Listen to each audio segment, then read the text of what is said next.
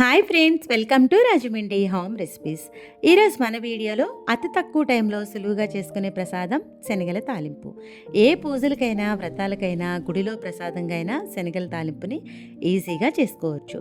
ఒక్కసారి నా స్టైల్లో శనగల తాలింపు చేసుకోండి. పిల్లలకి ఈవినింగ్ టైం స్నాక్స్గా కూడా ఇవ్వచ్చు. ఎలా చేసుకోవాలో చూద్దామా? దీనికోసం నేనైతే ఇక్కడ తెల్ల శనగలు తీసుకుంటున్నా. తెల్ల శనగల ప్లేస్లో మీరు కావాలి అనుకుంటే నల్ల శనగలు కూడా తీసుకోవచ్చు. నల్ల శనగలతో మన ఛానల్లో ఆల్రెడీ వీడియో పోస్ట్ చేసి ఉంది. మునిగేంత వరకు వాటర్ యాడ్ చేసుకుని శనగలు శుభ్రంగా ఒక 2 సార్లు కడిగేయండి. కడిగిన తర్వాత శనగల్లోకి ఫ్రెష్గా వాటర్ యాడ్ చేసి శనగలను మూత పెట్టేసి ఒక 5 గంటల పాటు నానబెట్టండి. ఇలా శనగలు కనుక నానేయంటే తొందరగా ఉడుకుతాయి.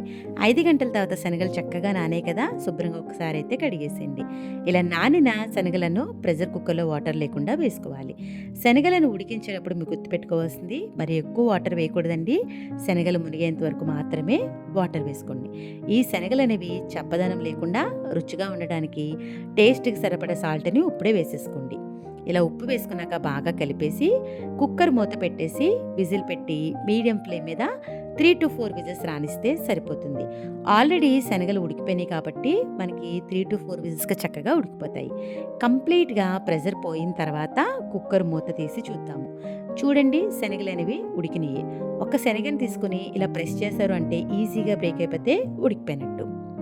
ఇలా ఉడికిపోయిన శనగలను స్ట్రైనర్లో ఒక 5 నిమిషాలు ఉంచిన తర్వాత ఎక్సెస్ వాటర్ అంతా పోతుంది కదా, అప్పుడు ఒక బౌల్లోకి తీసేసుకోండి. ఇప్పుడైతే శనగలకి తాలింపు అయితే పెట్టుకుందాం. ప్యాన్ పెట్టి ఆయిల్ వేసుకోండి. 1 స్పూన్ దాకా ఆయిల్ వేసుకొని హీట్ అయిన తర్వాత పోపు దినుసులు వేసుకోవాలి. మినపప్పు, ఆవాలు, జీలకర్ర. ఆవాలు చిటపటలాడిన తర్వాత మీ స్పైసీనెస్ని బట్టి పచ్చిమిర్చి, ఎండుమిర్చి వేసుకొని ఫ్రై చేసుకోండి. ఇలా కొంచెం ఫ్రై అయిన తర్వాత కట్ చేసి పెట్టుకున్న క్యాప్సికమ్ వేసుకోండి, చాలా బాగుంటుంది. క్లీన్ చేసి పెట్టుకున్న కరివేపాకును కూడా వేసుకొని లో ఫ్లేమ్లో పెట్టుకొని క్యాప్సికమ్ అనేది కొంచెం ఫ్రై అయ్యే వరకు ఫ్రై చేసుకోవాలి. శనగల తాలింపులో ఆ శనగలతో పాటు క్యాప్సికమ్ తింటే చాలా రుచిగా ఉంటుంది.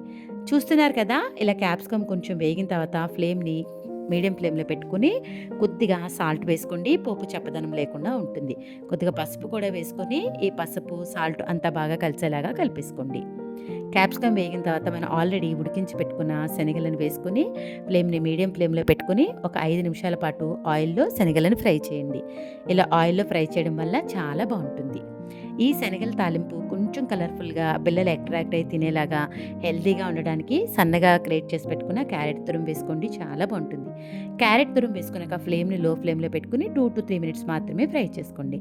ఫైనల్గా ఈ శనగల తాలింపు మంచి రుచిగా ఉండడానికి ఎండు కొబ్బరి తురుము కానీ, లేదు అనుకుంటే పచ్చి కొబ్బరి తురుము కానీ 2 నుంచి 3 స్పూన్ల దాకా వేసుకోండి.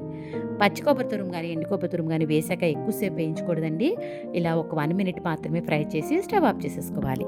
చూస్తున్నారు కదా, ఆరోగ్యకరమైన, ఎంతో రుచికరంగా, సులువుగా చేసుకుని శనగల తాలింపు అయితే రెడీ అయిపోయింది. ఇంకెందుకు ఆలస్యం, నా స్టైల్లో శనగల తాలింపుని మీరు కూడా ట్రై చేసిన తర్వాత ఎలా వచ్చిందనేది మీ అమూల్యమైన ఫీడ్బ్యాక్ని మటుకు నా కామెంట్ సెక్షన్లో తెలియజేయడం మర్చిపోవద్దు. మీ అందరికీ నా వీడియో నచ్చిందనే అనుకుంటున్నాను. Thanks for watching my video. Please like, comment, share, subscribe my channel.